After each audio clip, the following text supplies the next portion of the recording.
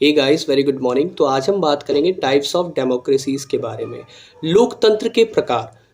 ज़्यादातर समय हमें ये समझ में आता है, जैसे लोकतंत्र का जब हमारे सामने नाम आता है या फिर डेमोक्रेसी के बारे में जब हम बात करते हैं, तो हमें एक ही तरीके की डेमोक्रेसी समझ में आती है कि जनता का शासन होगा, जनता के द्वारा होगा और जनता के लिए होगा। लेकिन जब हमें देखते हैं कि इसके कई पिलर्स हैं, उसके बेसिस पे हम डेमोक्रेसीज़ को भी कई तरीके से डिफ़ाइन कर सकते हैं। फिर हमें समझ में आता है कि अच्छा, डेमोक्रेसीज़ में भी कई प्रकार हैं। तो मैं उस 3 पिलर्स हैं, उनके बेसिस पे डेमोक्रेसीज़ को जो डिफ़ाइन किया जाता है, मैं उसके बारे में आपको बताता हूँ। तो डेमोक्रेसी के बारे में जब हम जानते हैं, तो टाइप्स ऑफ डेमोक्रेसी में जो पहला पैरामीटर है जिसके बेसिस पे हम डेमोक्रेसी को डिफ़ाइन करेंगे, तो वो पहला पैरामीटर है जनता और शासन के संपर्क के आधार पर। मतलब जो शासन होगा और शासक और जिस पे शासित, जिनके बीच में जो संपर्क है, उसके आधार पर तो प्रत्यक्ष लोकतंत्र होता है और अप्रत्यक्ष लोकतंत्र होता है। समझ गए होंगे आप। डायरेक्ट डेमोक्रेसी और इनडायरेक्ट डेमोक्रेसी की बात चल रही है। डायरेक्ट डेमोक्रेसी का आशय क्या होगा और इनडायरेक्ट डेमोक्रेसी का आशय क्या होगा? तो प्रत्यक्ष लोकतंत्र का सिंपल सा मतलब होता है कि जनता सीधे सीधे शासन की प्रक्रिया में शामिल होकर के विधि का निर्माण करती है। जब हम इसका सबसे अच्छा एग्जाम्पल लेते हैं, जैसे कि आप प्राचीन यूनान नगर की बात करें जब, तो उसमें जो शासन निर्माण किया जाता था, तो प्रत्यक्ष रूप से जनता जो होती थी एक साथ बैठती थी और अपने लिए वो शासन पद्धति और अपने अपने लिए नए नए कानूनों का निर्माण किया करती थी। तो ये प्रत्यक्ष लोकतंत्र का एग्जाम्पल है। प्रत्यक्ष का सिंपल सा आशय है, जनता अपने ऊपर शासन करने के लिए अपने द्वारा कानून का निर्माण करेगी और उसी के हिसाब से वो शासित होगी। प्रत्यक्ष लोकतंत्र है। अप्रत्यक्ष लोकतंत्र क्या है? अब देखिए, वर्तमान स्वरूप में जनसंख्या इतनी ज़्यादा है कि प्रत्यक्ष लोकतंत्र लगभग असंभव है। आप भारत की ही आबादी, भारत छोड़िए, आप यूपी और बिहार जैसे राज्यों की आबादी लीजिए, जहाँ पे 20 करोड़ यूपी की आबादी, बिहार की आबादी इतनी ज़्यादा है 15 करोड़ के आसपास। तो वहाँ पे प्रत्यक्ष लोकतंत्र का होना अपने आप में एक बहुत बड़ी चैलेंज है। नहीं हो सकता, संभव नहीं है। सारे लोग बैठ के एक साथ अपने लिए कानून का निर्माण नहीं कर सकते हैं, है ना? तो इस स्थिति को देखते हुए अप्रत्यक्ष लोकतंत्र का कॉन्सेप्ट आया, इनडायरेक्ट डेमोक्रेसी का कॉन्सेप्ट आया।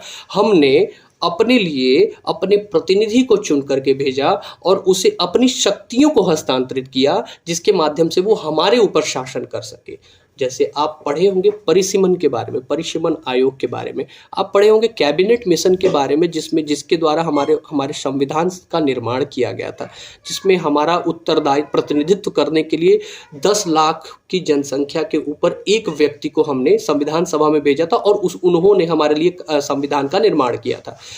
सिमिलरली ये इनडायरेक्ट डेमोक्रेसी का बहुत अच्छा एग्जाम्पल है कि हम अपनी एक जनसंख्या की पर्टिकुलर जनसंख्या एक होगी, उसके आधार पर हम अपने प्रतिनिधि को चुनेंगे चुनाव पद्धति, चुनाव प्रक्रिया के द्वारा, और उसको एक सभा में भेजेंगे जहां पर सारे जो देश के प्रतिनिधि आकर के बैठेंगे। वर्तमान में उसे संसद कहते हैं। स्टेट लेवल पर अगर देखें तो उसे हम विधानसभाएं कहते हैं, विधानमंडल कहते हैं, और उनके द्वारा हम शासित होंगे, क्योंकि वो हमारे लिए, हमारे वेलफेयर के लिए, हमारे कल्याण के लिए कानून का निर्माण करेंगे और उनके द्वारा बनाए गए कानून के हिसाब से हम शासन का भाग बनेंगे। वो हम शासित होंगे, उनके द्वारा शासन पद्धति को क्रियान्वित किया जाएगा कार्यपालिका के माध्यम से। तो इसे अप्रत्यक्ष लोकतंत्र कहा गया।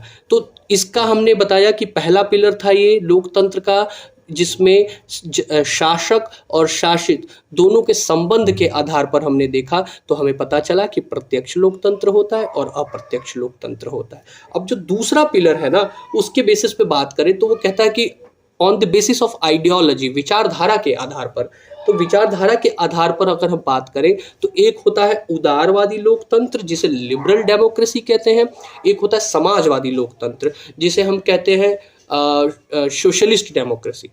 तो उदारवादी लोकतंत्र क्या होता है? उदारवादी लोकतंत्र से सिंपल सा आशय है कि जो सरकार है ना, जहाँ पर शासन किया जा रहा है, तो सरकार के द्वारा जो शासन करने की जो पद्धतियाँ होंगी ना, वो उदारवादी होंगी। वो सभी को फ्रीडम देगा, प्रत्येक व्यक्ति को ये अधिकार देगा कि वो अपने मनचाहा व्यापार कर सके, अपनी स्वतंत्रता के अनुसार अपने चीज़ों को कर सके।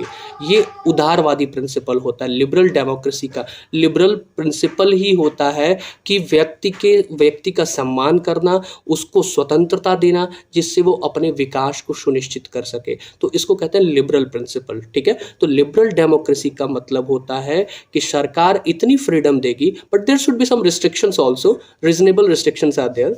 तो हम युक्त प्रतिबंध जरूर लगाएंगे, लेकिन हम इतना स्वतंत्रता देंगे जरूर ताकि व्यक्ति अपने मन मुताबिक व्यापार कर सके, अपने मन मुताबिक अपने चीज़ों को कर सके और अपनी स्वतंत्रता को एंजॉय कर सके, ठीक है। उदारवादी लोकतंत्र होता है। लिबरल डेमोक्रेसी की बात करते हैं, भारत एक लिबरल डेमोक्रेसी।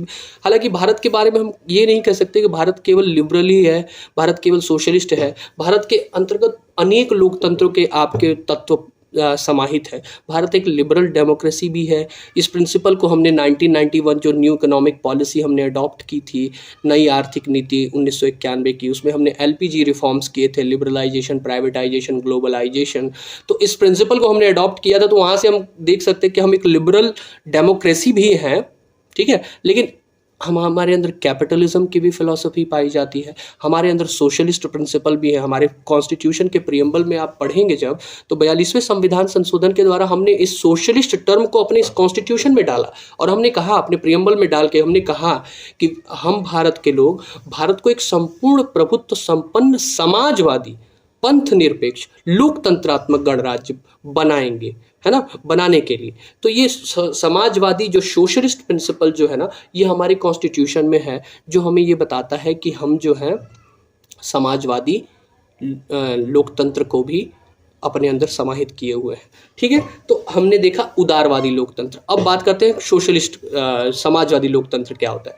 तो सोशलिस्ट डेमोक्रेसी का सिंपल सा मतलब होता है कि ज़्यादातर चीज़ों का जो नियंत्रण होगा, जैसे उदारवादी में था, सरकार ने सारी चीज़ों के लिए छूट दे रखा था, फ्रीडम दे रखा था कि ठीक है अपने मन मुताबिक जो करना है करिए, बस व्यक्ति के स्वतंत्रता, दूसरे की स्वतंत्रता को ठेस पहुंचाए बिना आप अपनी स्वतंत्रता को एंजॉय करिए, आप अपना विकास करिए, वैज्ञानिक दृष्टिकोण को बढ़ावा दीजिए और अपने विकास को सुनिश्चित कीजिए। लेकिन समाजवादी लोकतंत्र, जैसे कि रूस का एग्जाम्पल लीजिए या फिर कहें आपकी चीन का एग्जाम्पल लीजिए, हालांकि थोड़ा उग्र है इसलिए उसको कहते हैं साम्यवादी, तो बेस जो उसका है ना, लेकिन सोशलिस्ट है, सोशलिस्ट प्रिंसिपल पे वर्क करते हैं। तो वहाँ पर ज़्यादातर चीज़ें जो है सरकार के नियंत्रण में, सरकार नियंत्रित करती है। सरकार जमीन का भी आवंटन सरकार करेगी, सरकार की कंपनियां भी सरकार की होंगी, सरकार के द्वारा हर एक क्रियाएं की जाएंगी।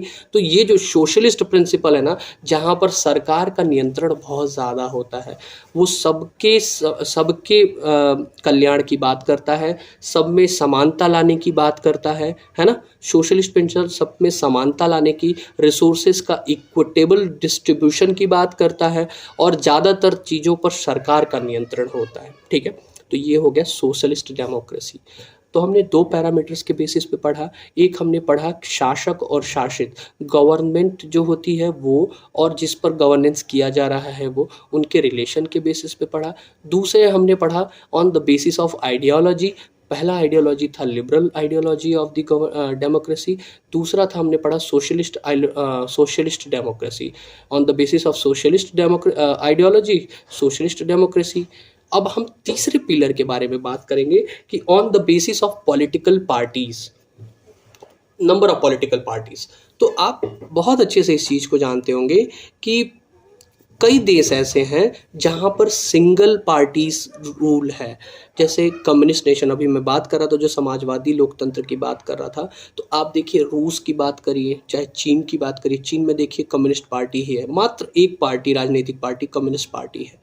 तो जहाँ पर एक ही राजनीतिक दल का शासन है, उसको एक दलीय शासन वाली लोकतंत्र कहेंगे।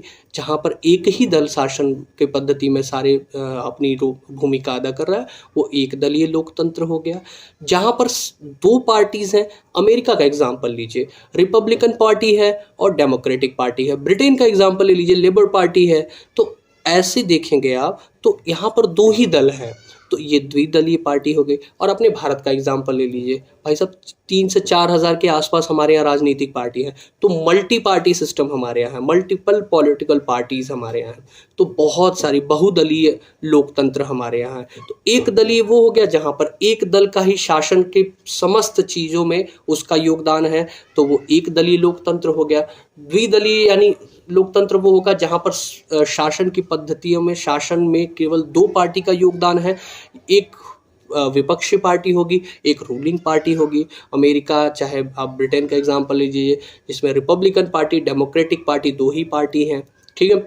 इनके बीच ही समस्त शासन की चीज़ें होंगी। और भारत का एग्जांपल ले लीजिए तो यहाँ पर मल्टीपल पार्टीज़ हैं, बीजेपी है, समाजवादी पार्टी, कांग्रेस पार्टी है, इन सब का अलायंस बन गया तो एनडीए हो गया, यूपीए हो गया। तो मल्टीपल पार्टी सिस्टम है, तो हमारा भारत हो गया। तो हमने 3 पैरामीटर्स के बेसिस पे हमने डेमोक्रेसी को डिफाइन किया। पहला, शासक और शासित के संबंध के आधार पर 3 तरीके के लोकतंत्र हमने पढ़ा। एक हमने पढ़ा था उसमें 2 तरीके के लोकतंत्र पढ़ा था, एक प्रत्यक्ष लोकतंत्र, एक अप्रत्यक्ष लोकतंत्र। उसके बाद हमने पढ़ा विचारधारा के आधार पर। विचारधारा के आधार पर हमने पढ़ा सोशलिस्ट डेमोक्रेसी, समाजवादी विचारधारा का लोकतंत्र, समाजवादी लोकतंत्र, उदारवादी लोकतंत्र, लिबरल डेमोक्रेसी।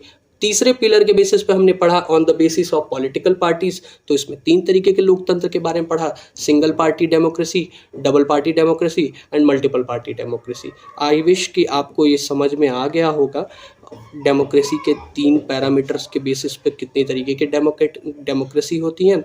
आई विश कि मैं आपको समझा पाया हूँ।